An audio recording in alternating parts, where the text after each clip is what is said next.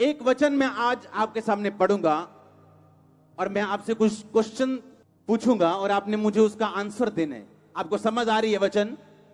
मैंने कहा कोई ऐसा सिचुएशन नहीं, कोई ऐसा सवाल नहीं, ना ही कोई ऐसी प्रॉब्लम है जिसका हल परमेश्वर ने बनाए बिना वो आपको दी हो। हालेलुया। लेकिन मैं उस तक पहुंचूं कैसे? अगर एक मंदबुद्धि बच्चा चल सकता है, सूखी टांगों वाला चल सकता है, क्योंकि उसको अपनी गवाही का इस्तेमाल करना आ गया, उसको परमेश्वर में चलना आ गया, तो ये आपके लिए काफी है। वो लेडी बोलती है 18.5 साल बाद मेरी सूखी हुई गर्भ को खुदावंद ने हरा कर दिया। एक वचन को हम पढ़ेंगे, दानियेल 6 उसकी 10 आयत। आपको सबको स्टोरी मालूम है, मेरे को पता है कि दानियेल जो था वो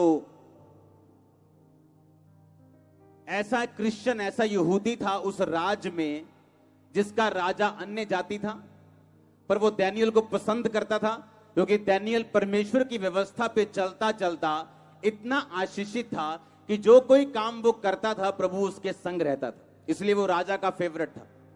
कुछ लोगों को आप काम दो, आप माथे पे हाथ मारते 4 बार, किस बेवकूफ को ये काम दे दिया, इसको इतना नहीं मालूम।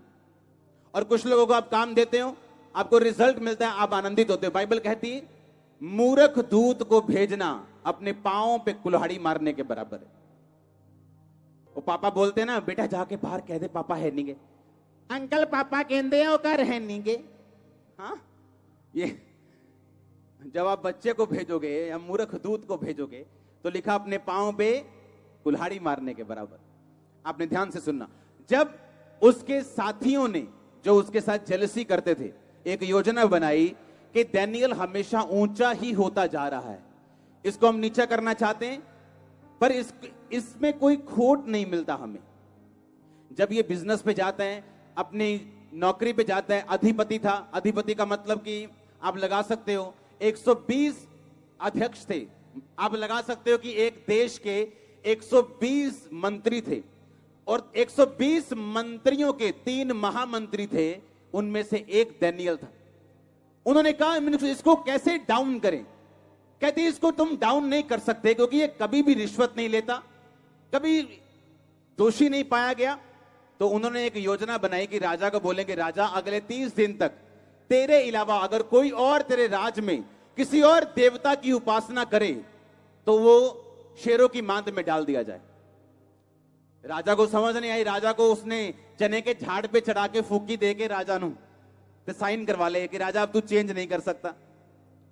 और बाइबल कहती है जब दानियेल को मालूम हुआ 10 आयत में कि उस पत्र पर साइन किए गए, हस्ताक्षर किए गए, तो वो अपने घर में गया जिसकी कोठड़ी की खिड़कियां यरूशलेम की ओर खुली रहती थी।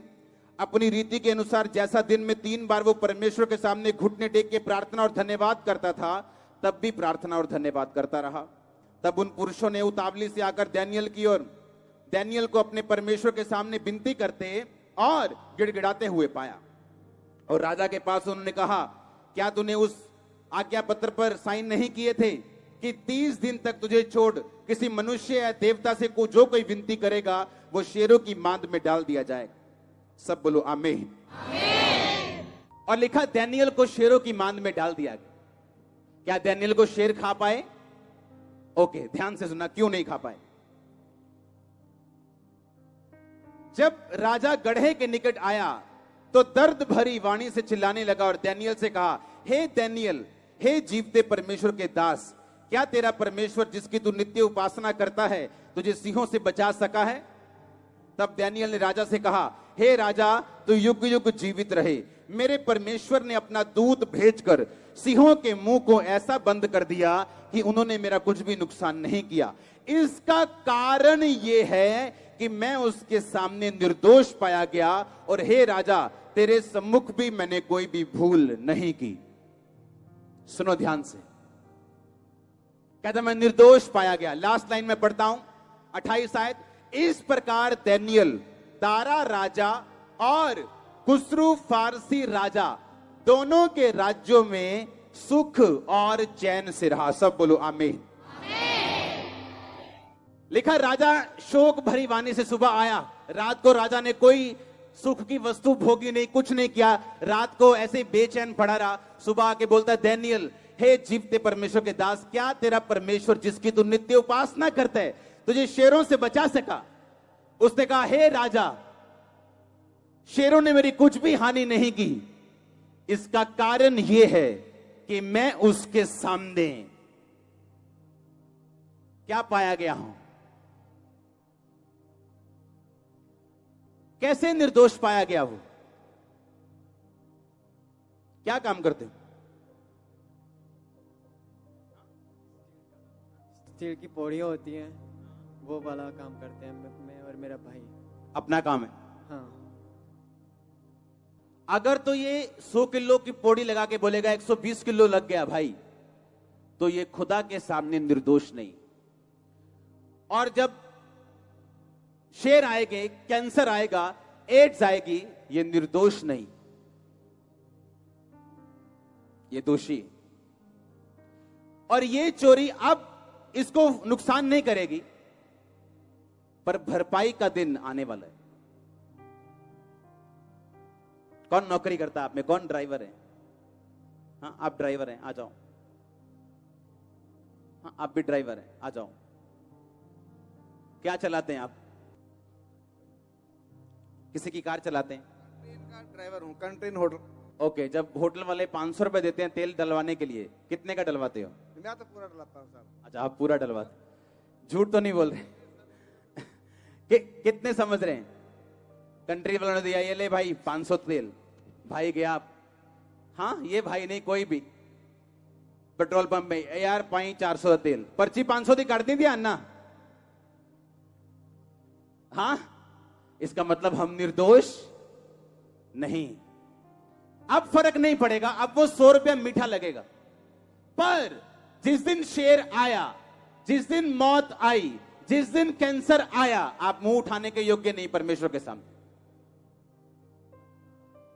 उसने कहा, मैं शेरों के मुंह से बचाया गया, शेरों ने मेरी कोई हानि नहीं की, क्योंकि इसका कारण यह है, मैं उसके सामने क्या पाया गया हूं? निर्दोष पाया गया हूं। मुझ में दोष नहीं निकला। मैं उसके सामने क्या पाया गया हूं? निर्दोष पाया गया हूं।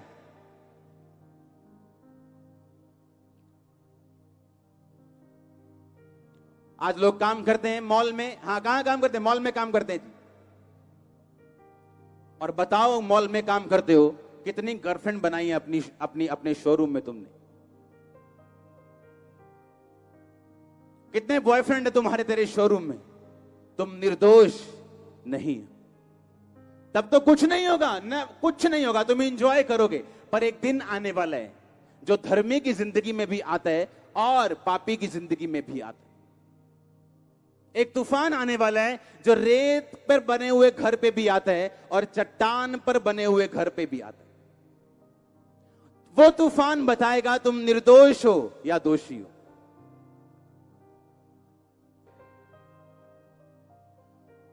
उसने कहा, मैं निर्दोष पाया गया हूं परमेश्वर के सामने, मैं निर्दोष पाया गया हूं। इसका कारण यह है कि मैं निर्दोष पाया गया हूं, इसलिए शेरों ने मेरी कुछ भी हानि नहीं की। दुकान पे कितने बजे जा रहे हैं जी? कहां काम करते हैं जी? मैं जी दुकान पे काम कर दिया। कितने बजे जा रहे हैं दुकान पे? 10:30। अटेंडेंस लग रही है 9:30 की, ताकि पैसे ना कट जाएं। तुम निर्दोष नहीं हो। तुम्हारी ननद के साथ झगड़ा है, तुम निर्दोष।